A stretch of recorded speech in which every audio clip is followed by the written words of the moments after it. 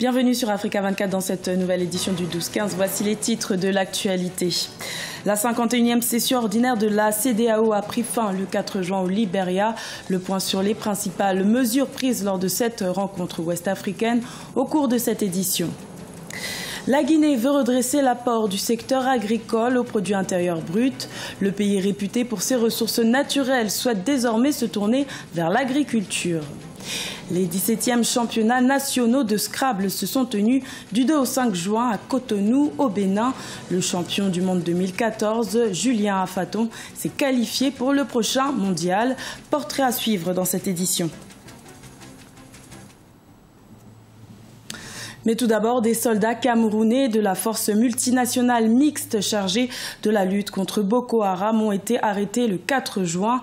Une trentaine de militaires auraient bloqué la circulation à l'extrême nord du Cameroun pour réclamer le paiement de leurs primes et leurs relèves.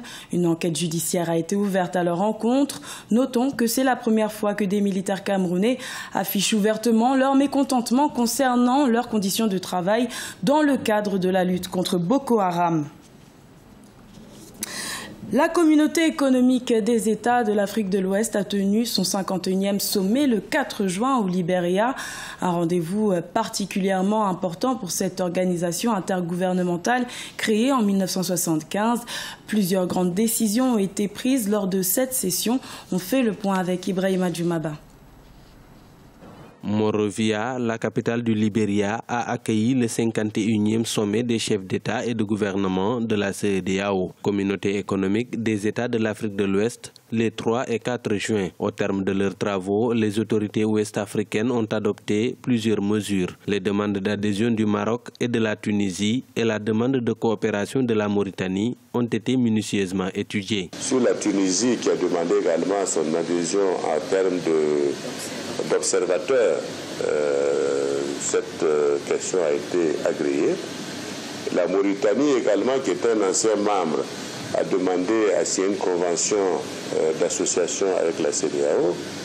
Et là, nous avons demandé de travailler à ce que la Mauritanie revienne à sa place plutôt que de sortir pour créer une forme de structure hybride pour le travail avec la CEDEAO. La CEDEAO a donné son accord de principe à l'adhésion du Maroc. La présidente du Libéria, Ellen Johnson Sirleaf, a été remplacée par le chef de l'État togolais, Faure Gnassingbé, à la tête de la CEDEAO. Les autorités saluent le dynamisme de la sous-région qui est devenu un modèle d'intégration en Afrique.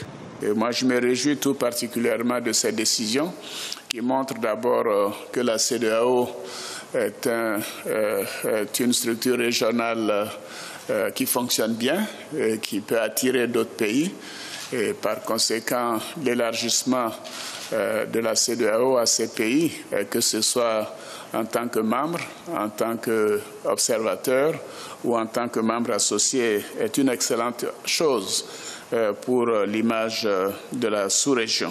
Le président de la commission de la CEDEAO, Marcel Alain de Souza, a rappelé aux chefs d'État les efforts consentis dans l'intégration. Selon lui, les échanges commerciaux sont passés de 3 milliards de dollars en 2013 à 15 milliards de dollars en 2015. 12 chefs d'État sur les 15 que compte l'organisation ont pris part au sommet de Monrovia. Étaient présents également la chef de la diplomatie européenne, Federica Mogherini, et le premier ministre israélien, Benjamin Netanyahou. Le prochain sommet de la CEDEAO aura lieu en décembre 2017 à Lomé, au Togo. En Guinée, l'agriculture emploie près de 70% de la population, mais contribue à moins de 10% au PIB. Depuis 46 ans, le secteur agricole est en baisse constante dans l'économie du pays.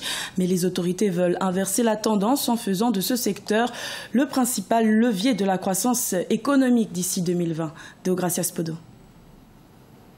Selon les prévisions du Fonds monétaire international, le taux de croissance économique de la Guinée pourrait passer la barre des 6,7% avant la fin de l'année 2017.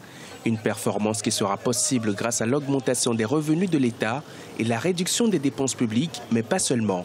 Depuis quelques années, les autorités multiplient les actions en faveur du secteur agricole, à l'image de l'Agence nationale de la promotion rurale et du conseil agricole qui a été mise sur pied afin d'améliorer les rendements agricoles. Vous savez que la Guinée est un pays à vocation agricole. Cela veut dire que toutes les régions sont intéressées quand on parle de l'agriculture. La Guinée produit du café, la Guinée produit du cacao, la Guinée produit de l'ananas, la Guinée produit de l'anacarde. Ce sont des cultures d'exportation en général.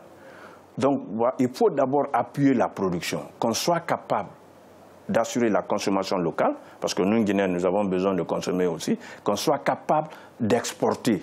C'est un constat qui fait désormais l'unanimité auprès des experts et autres partenaires techniques et financiers engagés dans le développement de la Guinée. Le développement du pays passe par la diversification de son économie et surtout par le secteur agricole. Garantir la sécurité alimentaire aux populations est un défi important pour le gouvernement qui entend orienter ses futures actions vers la transformation locale des matières premières. La stratégie de transformation, c'est d'abord développer la production. Vous avez vu, si je vous cite un peu le niveau d'importation des équipements, le niveau d'importation des intrants, vous verrez qu'il y a quand même une avancée dans ce cadre. Il va sans dire que la Guinée ne cache plus ses ambitions de croissance, pour la plupart axées sur le développement du secteur agricole. Des objectifs aujourd'hui partagés par la communauté internationale. L'Organisation des Nations Unies pour l'alimentation et l'agriculture estime qu'avec ses 600 millions d'hectares de terres arables non cultivées, soit à peu près 60% de l'ensemble des surfaces mondiales, le continent africain représente l'un des plus grands pôles de croissance au niveau mondial. À la rencontre du Béninois Julien Afaton, champion du monde de Scrabble 2014. Il a participé aux 17e championnats nationaux de Scrabble qui se sont tenus du 2 au 5 juin à Cotonou. Il s'est qualifié et fera partie de ceux qui représenteront les couleurs du Bénin au prochain championnat mondial de la discipline. Reportage de notre correspondant Lev Tionou. Au Bénin, le scrabbleur Julien Afaton réaffirme davantage sa passion. Julien Afaton s'est intéressé au Scrabble de famille en 1997 après avoir été victime d'un accident survenu lors des championnats scolaires de football à Cotonou. Il a développé ses aptitudes pour cette discipline et a découvert en l'an 2000 le Scrabble de compétition. En 2005, il participe pour la première fois au championnat du monde de Scrabble. Il finit à la 4e place au championnat du monde de Scrabble classique en 2010. De 2011 à 2013, il a été finaliste, 2e dans cette compétition mondiale. Il finit par décrocher le titre en 2014. Le Scrabble est un sport cérébral très difficile. Lorsque tu es passionné, tu dois faire le travail tous les jours. C'est un travail quotidien et aller compétir régulièrement avec les Blancs.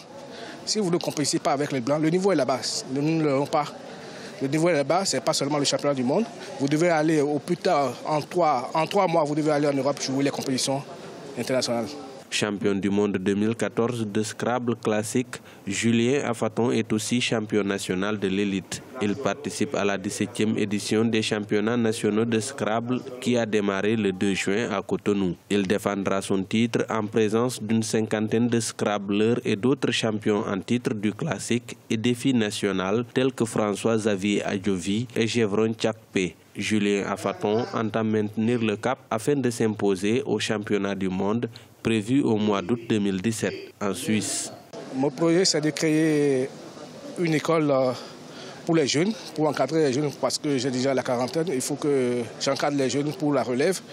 Et ce n'est pas facile le sport, ce sport cérébral. Julien Afaton a été sacré champion des épreuves du Blitz et du classique au cours de la 17e édition des championnats nationaux de Scrabble. Les autres épreuves se poursuivent. Ces championnats regroupent plusieurs variantes du jeu, dont les Blitz, le Duplicate Elite normal, le classique et le défi national. Dans le reste de l'actualité, pour la 2e année consécutive, l'AS Fan remporte le championnat de football du Niger. L'association sportive des forces armées nigériennes a été sacrée championne de la saison 2016-2017 à l'issue de la 23e journée, soit 3 jours avant la fin du championnat. En 23 matchs de championnat, l'AS Fan a remporté 15 victoires et n'a concédé que 5 matchs nuls et 3 défaites. Ce journal a été réalisé par l'ensemble de la rédaction. Merci de votre fidélité. Retrouvez dans un instant une nouvelle édition de l'information sur Africa 24.